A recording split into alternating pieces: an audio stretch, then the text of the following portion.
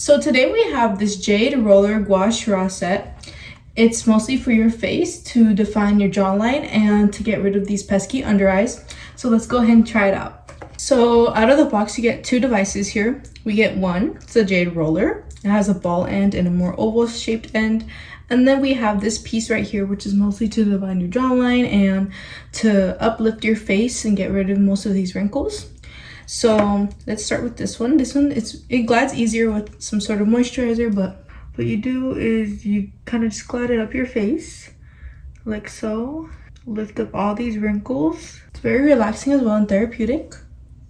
And it's recommended actually that you put these in the fridge so that they can have some sort of cooling effect, especially in the morning. So when you have these eye bags, you could just glide up and see them disappear a lot more. And it gives up a lot of like a lifting effect for your face.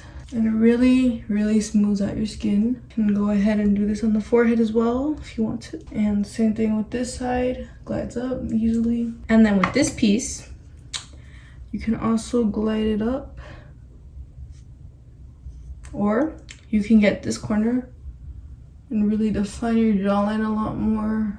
And again, just lift up your face. I recommend not using these tools too hard